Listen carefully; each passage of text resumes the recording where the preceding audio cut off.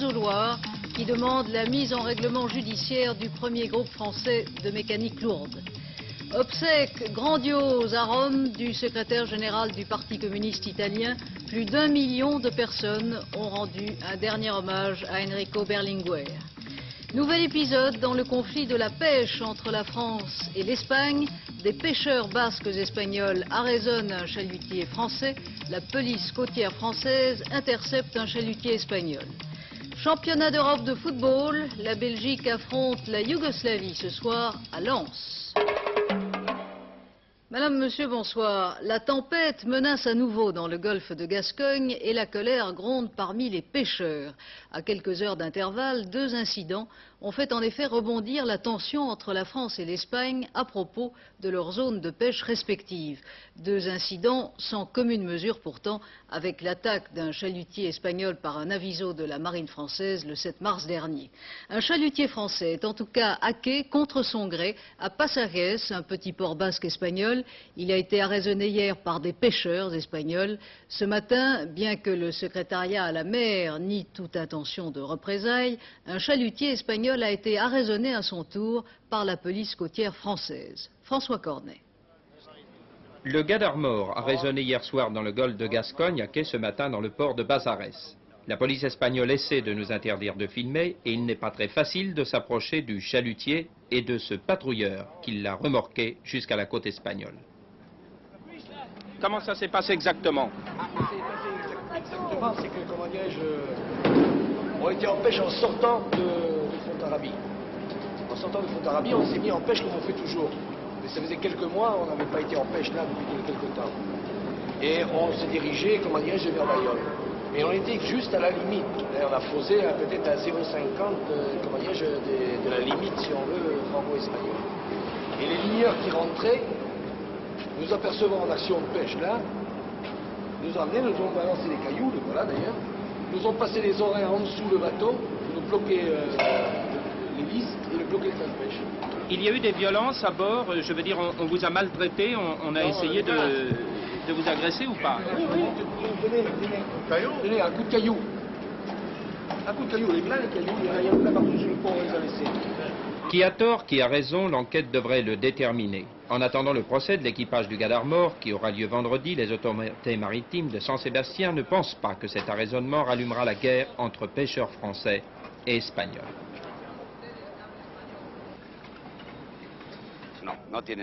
Non, ce n'est pour rien au monde une guerre. Ce qui est en jeu ici, c'est qu'un bateau a été arraisonné dans les eaux espagnoles et il se trouve, tout simplement, que c'est un bateau français. Les pêcheurs espagnols ne partagent pas tous l'opinion du commandant de Saint-Sébastien. Ce que j'ai à dire, c'est que les Français, on les a traités exactement comme ils nous ont traités. Ces affaires sont en fait des réponses permanentes du berger à la bergère. Ce matin, c'est un chalutier espagnol en infraction qui a été arraisonné au large de La Rochelle. L'opinion du secrétaire d'État à la mer sur l'incident du gars d'Armor en Espagne. L'incident d'aujourd'hui, ce ne sont pas des autorités bien installées qui font le contrôle, mais des marins eux-mêmes. Et cela, je crois que c'est extrêmement dangereux. Contrairement au chalutier espagnol arraisonné ce matin par cette vedette des affaires maritimes françaises, le gars d'Armor, en effet, lui, a été intercepté dans le golfe de Gascogne par des pêcheurs espagnols, et c'est toute la différence. Ces incidents interviennent à moins d'une semaine de la rencontre que doivent avoir à Madrid les représentants des pêcheurs français et espagnols pour étudier leurs contentieux et surtout à la veille de la visite que doit faire demain à Madrid le ministre français de l'Intérieur, Gaston Defferre, qui doit s'entretenir avec son homologue espagnol. Rouge, les innombrables couronnes de fleurs, rouge, les bannières et les drapeaux de toutes les communes du pays. Ce sont des funérailles grandioses que l'Italie a faites aujourd'hui à l'homme qui, pendant 12 ans, dirigea le Parti communiste italien et dont la disparition, au-delà des divisions partisanes et idéologiques, a bouleversé un pays entier. Une foule immense a rendu hommage aujourd'hui à Enrico Berlinguer. De Rome, Victor Bramant. Cela ressemblait aux funérailles d'un chef d'État, avec en plus une mobilisation populaire impressionnante, mise en place avec une efficacité légendaire par le plus grand parti communiste d'Europe occidentale.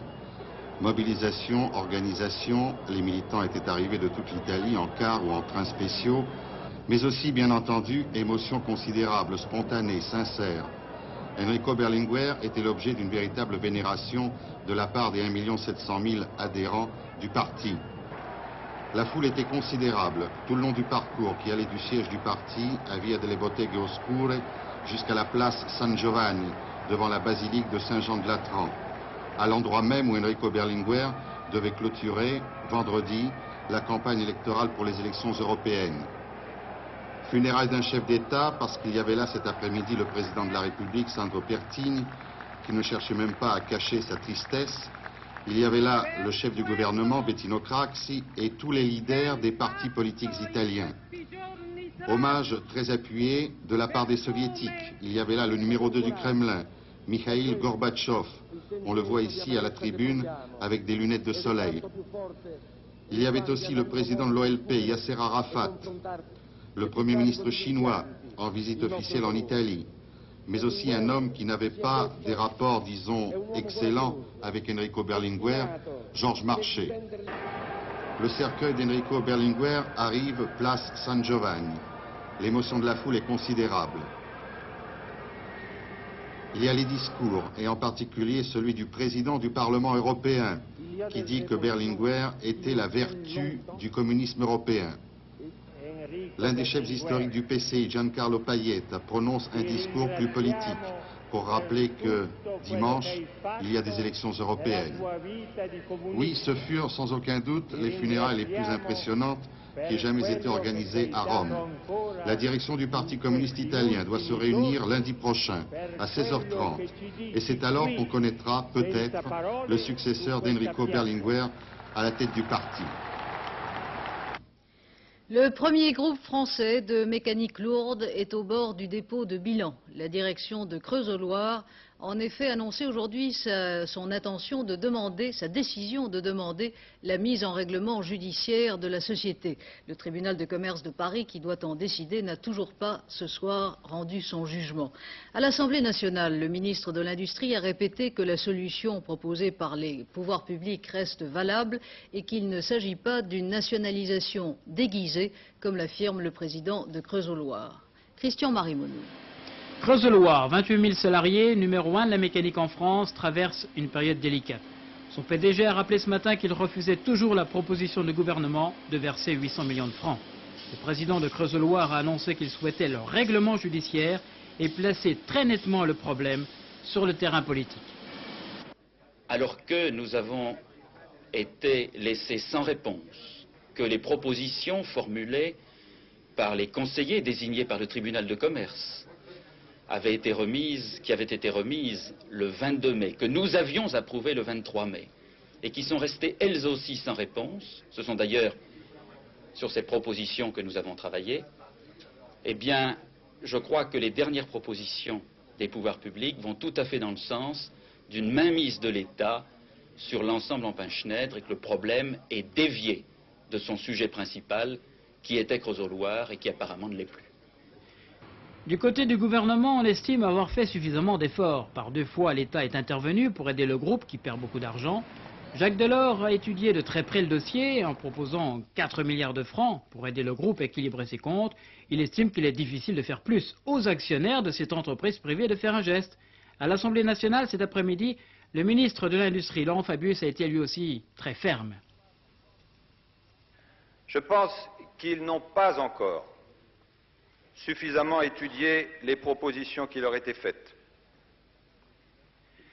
S'ils persistaient dans cette attitude, ce serait catastrophique pour notre industrie en général et cela conduirait à s'interroger sur leur motivation réelle. Je rappelle ici que jamais, à ma connaissance, dans le monde occidental, jamais un grand groupe industriel n'a abandonné à son sort une filiale de l'importance de Creuse-au-Loir. L'État a d'abord le souci des salariés. Il souhaite une solution, mais sur des bases saines et non pas sur des bases malsaines. Cet après-midi, les représentants de la Banque Paribas ont donné leur démission. Ils estiment que les prises de position du président Pino Valenciennes ne reflètent pas la délibération du conseil d'administration. Creusot-Loire, qui est une filiale du groupe Ampin-Schneider, emploie 28 000 salariés et sa mise en faillite aurait des conséquences très graves pour l'emploi, comme pour les sous-traitants en Saône-et-Loire et dans la Loire. Mais c'est la ville du Creusot qui paierait le prix le plus lourd, comme l'explique Guy Schwartz. Une ville dont le principal monument est un marteau-pilon, c'est plutôt surprenant. Pourtant, quand vous êtes au Creusot, personne ne s'en étonne. Mieux, dans le quartier, les commerces, y compris les supermarchés modernes, y font référence.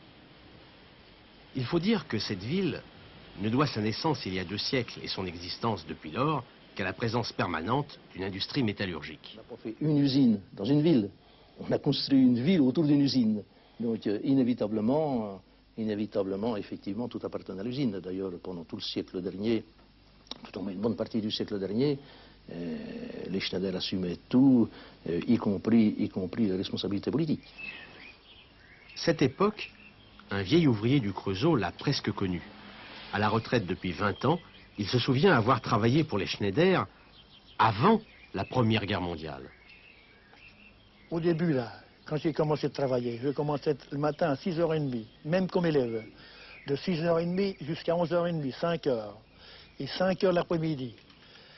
Tous les jours, ça faisait 60 heures. Et celui qui voulait accepter de travailler le dimanche, on lui tolérait 5 heures supplémentaires, mais les heures non majorées. Est-ce qu'il y a eu une grosse différence entre l'attitude qu'avaient les anciens patrons, les Schneider, et puis ceux qui sont venus après eux, Ampin ou maintenant Il y a 100% de différence. Oui. Ils ont été obligés de suivre les lois sociales, les avantages sociaux, forcément plus appliqués. Il fallait bien au Creusot, ensemble, qu'on applique la loi de 40 heures, des congés payés, tout ça. Qu'est-ce que ça vous fait aujourd'hui de savoir que l'usine du Creusot, elle va peut-être fermer ou réduire son activité? La plupart de l'huile du Creusot ne peut pas croire que Schneider, en somme, fait faillite, si on peut dire.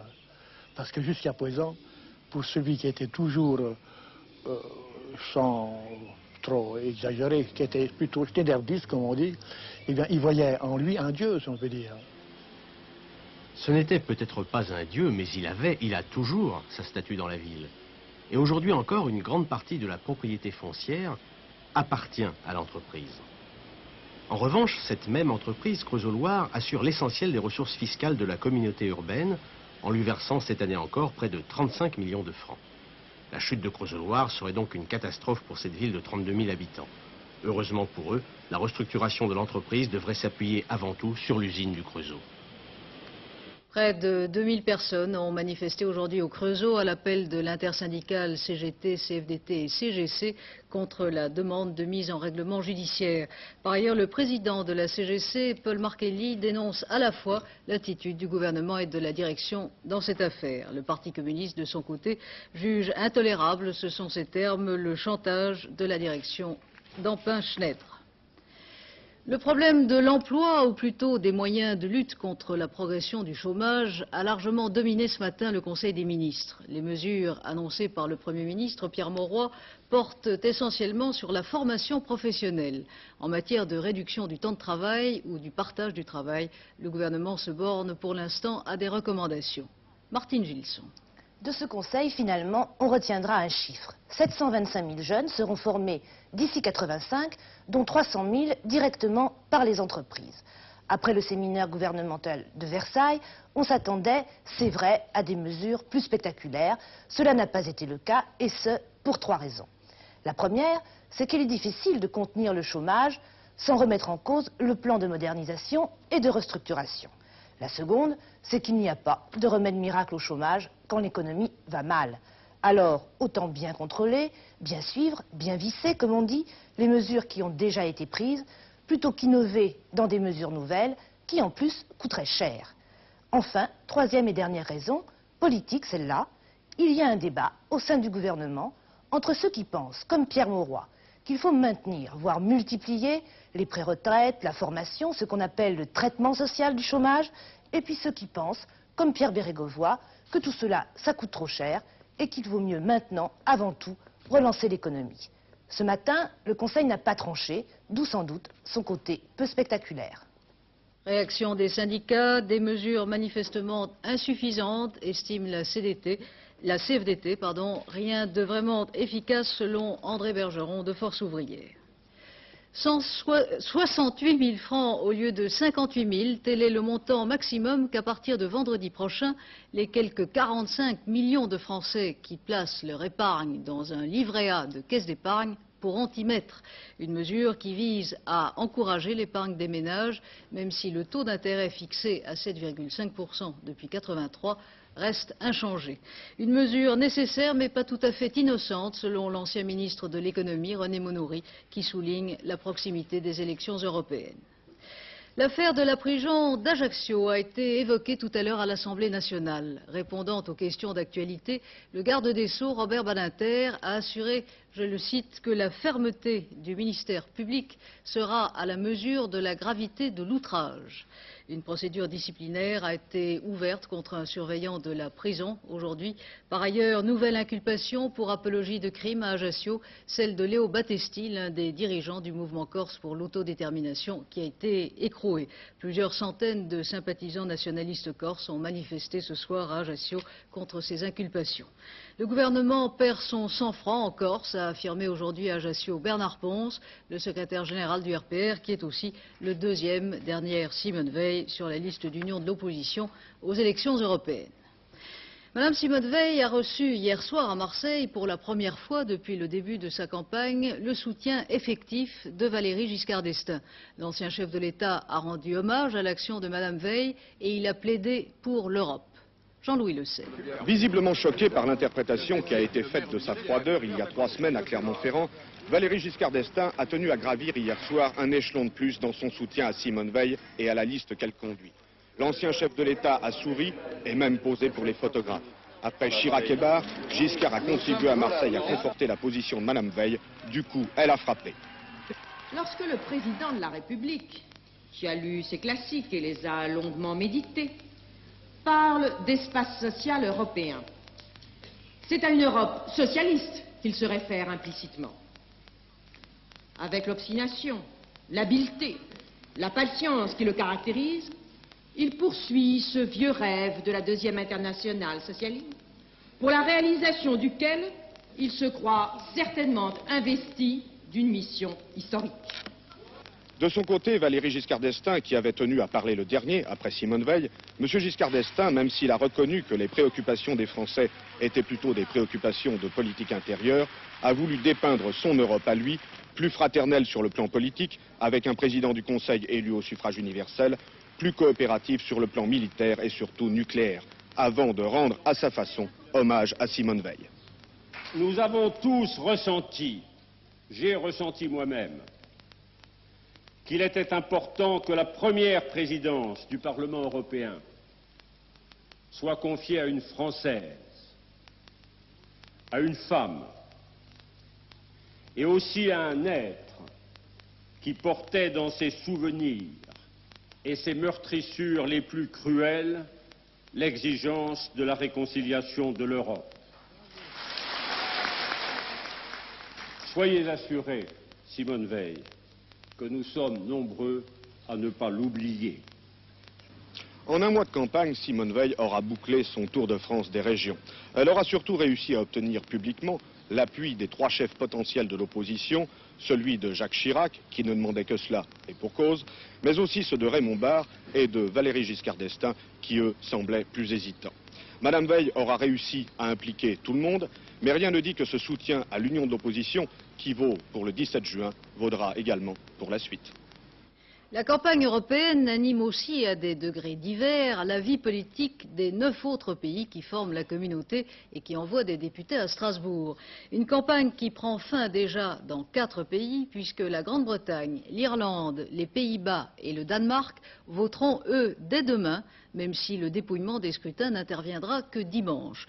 En Grande-Bretagne, la campagne a été particulièrement tiède, noyée dans la grève des mineurs qui continue, le sommet de Londres et les cérémonies du débarquement. L'enjeu est pourtant de taille pour les partis politiques en présence, comme l'explique de Londres Philippe Arroir. En Grande-Bretagne, la campagne des européennes a paru assez fade. C'est vrai que l'Europe n'a jamais été au premier rang des préoccupations de nos voisins britanniques. En 1979, un Anglais sur 3 seulement s'est dérangé pour aller voter. Et rien ne dit qu'on fera mieux cette fois-ci. Le monde politique, pourtant, prend ce scrutin au sérieux, avant tout pour des raisons intérieures. Ici, on élit les 81 députés européens, non pas à la proportionnelle, mais au scrutin majoritaire, comme pour des législatives, ce qui accentue le côté test national. Sur la sellette, les conservateurs. En 1979, dans la foulée du raz-de-marée qui avait conduit Mme Thatcher au pouvoir, ils avaient raflé 60 des 81 sièges. Depuis, malgré la réélection de Maggie l'an dernier, les difficultés économiques et sociales ont fait grossir les rangs des mécontents. Mme Thatcher a beau dire qu'elle est la voix forte de l'Europe, comme on s'en est aperçu, il n'empêche que si les conservateurs perdent des sièges, ce qui est probable, la voix s'en trouvera affaiblie en Grande-Bretagne et en Europe. Le Parti travailliste, lui, n'a pas ménagé ses efforts. C'est en effet le premier test de popularité de son nouveau leader, Neil Kinnock, qui a tenté de renouveler l'image du parti. Les travaillistes, qui n'ont jamais été de grands Européens, soutenus par les syndicats, font de cette élection un référendum contre Mme Thatcher et veulent montrer qu'ils sont prêts à prendre le relais. Le troisième parti, c'est l'Alliance des libéraux et des sociodémocrates. Le rêve de cette alliance, c'est d'être la force capable de damer le pion aux deux challengers. Mais elle est loin d'y parvenir. Son score aux européennes dira si le rêve deviendra un jour réalité. Jean Pronto, secrétaire national du Parti socialiste français, vient de mourir. Il avait 64 ans, ancien résistant et ancien membre du comité central du Parti communiste. Il avait rejoint le Parti socialiste en 1973. Pas de levée de rideau ce soir dans la plupart des théâtres parisiens, à commencer par les théâtres nationaux. La Fédération nationale des syndicats du spectacle, de l'audiovisuel et de l'action culturelle CGT a en effet lancé un appel à la grève pour appuyer les revendications des intermittents. Une manifestation a réuni tout à l'heure à Paris quelques centaines de comédiens et de professionnels du spectacle. France Roche.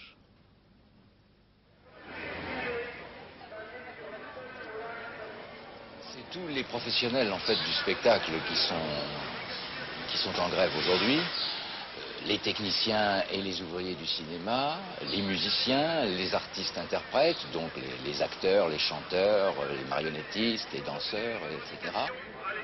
Motif, la modification du régime des assédiques pour les travailleurs intermittents du spectacle qui a déclenché déjà en mars et aujourd'hui 2 journées de grève. En gros, afin qu'ils puissent être admis à toucher des indemnités de chômage, les acteurs devront justifier d'un plus grand nombre d'heures de travail, alors que la production, donc les rôles à pourvoir, diminue. Si on nous mettait dans le régime général prévu pour des travailleurs mensualisés, les 2/3 d'entre nous au moins seraient éliminés et des assédiques et des possibilités de rester dans le métier. Deuxième revendication, permettre aux comédiens et interprètes de percevoir des droits sur les ventes et passages vidéo de leurs films ou disques. Un artiste ne touche rien quand un film passe à la télé, qui ne touche rien sur un disque qui passe à la radio, qui ne touche rien sur une vidéocassette qui est mise dans le commerce. Et comme la diffusion va prendre de plus en plus le pas sur la création et sur la production fraîche, il faudra bien que ces gens vivent de quelque chose. La troisième revendication concerne le cumul travail-retraite. Un acteur ayant dépassé 60 ans devra, pour jouer un rôle correspondant à son âge, payer une taxe spéciale ainsi que son employeur. Collision entre un train à autorail et un camion sur un passage à niveau près de Marseille cet après-midi. 5 personnes ont été blessées, dont une grièvement. Drame dans une galerie souterraine dans l'Aisne, une galerie datant de la guerre 14-18. 2 pompiers sont morts asphyxiés la nuit dernière en tentant de sauver un jeune homme qui est mort lui aussi. Plus d'inquiétude pour Alain Véron, l'un des concurrents français dans la transat anglaise en solitaire. Son catamaran a été repéré ce matin et tout va bien à bord. L'anglais Phillips mène toujours la course sur son trimaran, suivi de Daniel Gillard.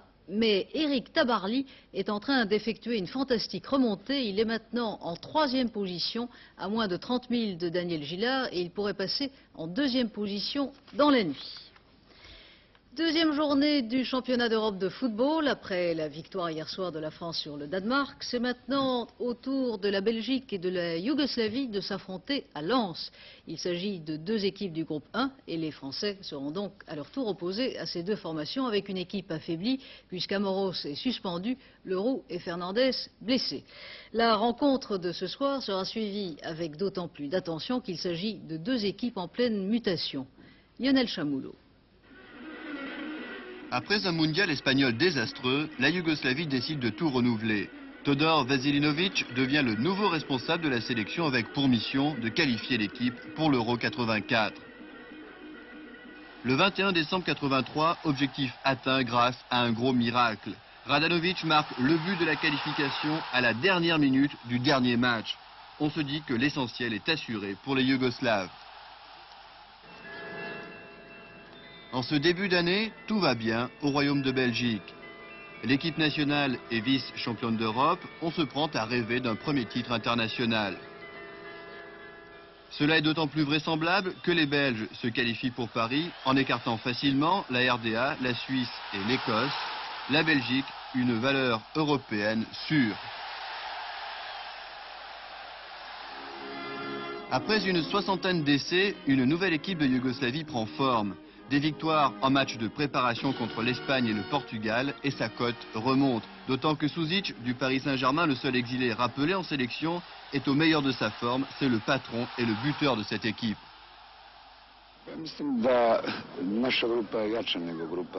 Je pense que nous sommes tombés dans le groupe le plus difficile. Nous aurons donc un rôle d'outsider.